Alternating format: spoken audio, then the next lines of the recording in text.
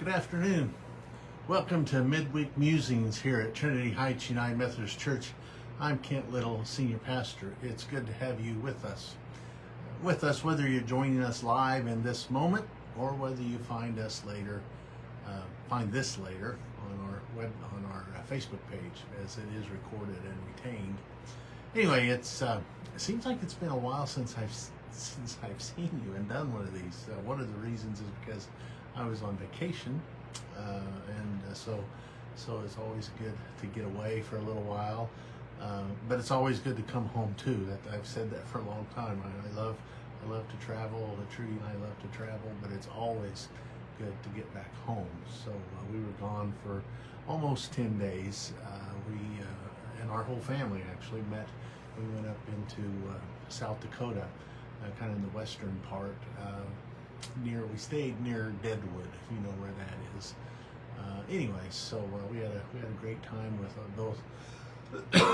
both of our sons and families and granddaughters, and so anyway, it was a good time away. But always good to get back home to your own bed, to our own bed, to our own home.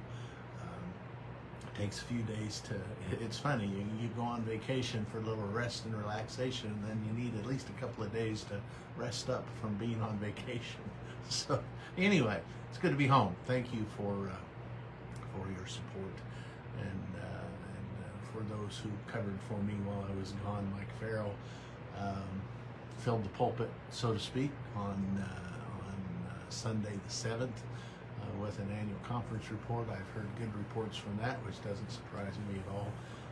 And then Reverend Robbie Fall, filled the pulpit this last Sunday on the 14th, and have heard good reports from that as well, which does not surprise me either. So anyway, thank you to them. Thank you to the congregation for allowing us that time away to rest and to connect and reconnect with our family. And anyway, so it's good to be home. I'm looking forward to this Sunday and seeing everybody again.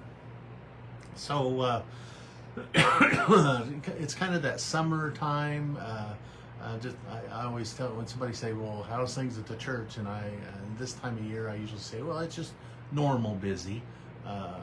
We don't have a lot of things going on at the church other than normal busy."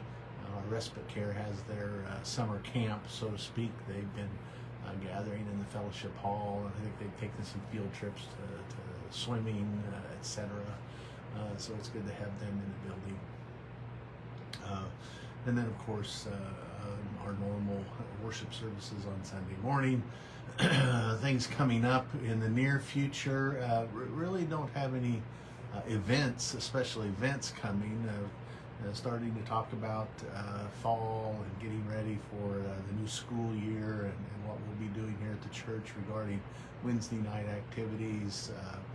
Getting ready to send a letter out to those of our youth and families who have youth of confirmation age to see if we can't put together a confirmation class this fall sometime. So yeah, just the normal busy things. Not only taking care of the business at hand, but also looking forward to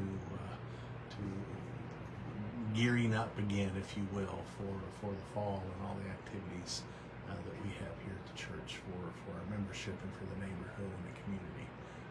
Of course, our mission committee has been busy with Seek and handing out snack bags and lunches and gathering food now. Out in the hallway for Christmas in July. The mission committee, regardless, their normal busy probably tends to be a little busier than the church in general's normal busy. They are busy year-round with activities and mission support for our community in the area. So anyway, excuse me, those I got a tickle in my throat all of a sudden. Sort of the things that are happening right now here at Trinity Heights United Methodist Church, and we are always thankful for your support and your attendance and your activity and work, not only here in the church but in our community at large and in our conference. So anyway, so what's going on? So I wrapped up our baseball themed worship series in June, and then of course I was gone the first 2 Sundays of July. So this Sunday we're starting a new worship series. The overall thematic title of the series is The Pragmatic Christian. I'm basing the sermons on the Wesleyan quadrilateral, the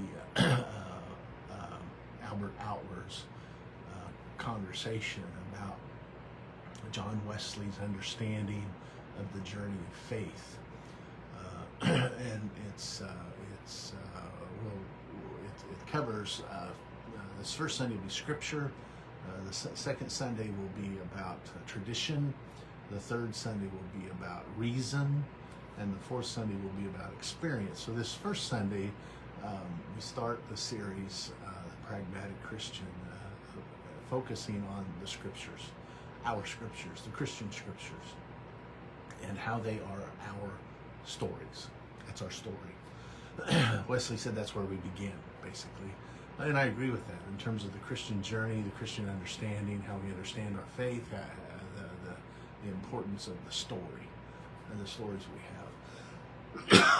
And I believe Wesley believed this as well, and the importance of studying the Scriptures critically, not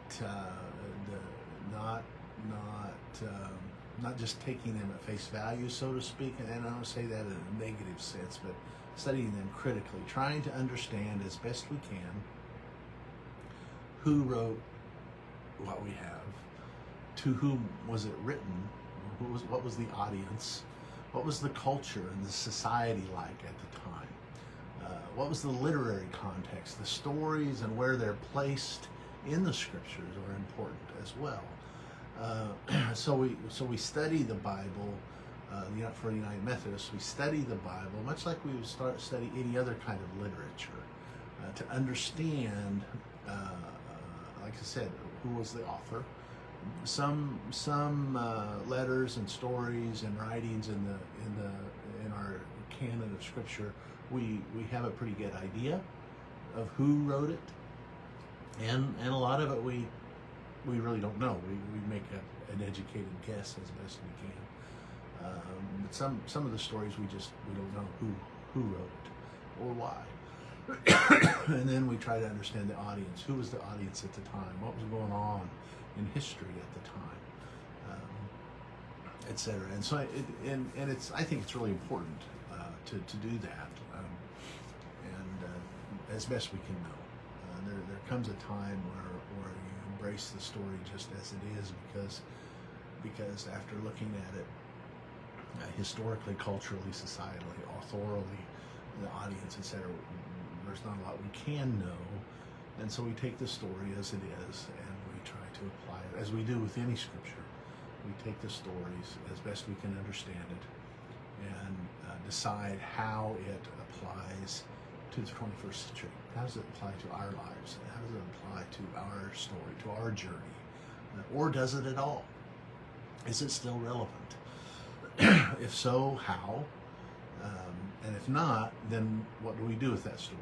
And so anyway, it's not, for me, it's not just a matter of reading the Scripture and saying, oh, that's what that means. It's a matter of reading the Scripture and then doing the deep critical study of where it came from, who wrote it, etc. And I think that for me, that's crucial in not only understanding the Scripture and the stories, but also understanding how it might apply now to 6,000 years later. And does it apply? Is it relevant? Or is it not? Excuse me. I should have brought a glass of water with me. But anyway, I'm about done rambling on now. So anyway, so that's the new worship series, The Pragmatic Christian. Pragmatic in terms of logical. What can we know? How do we think about these things?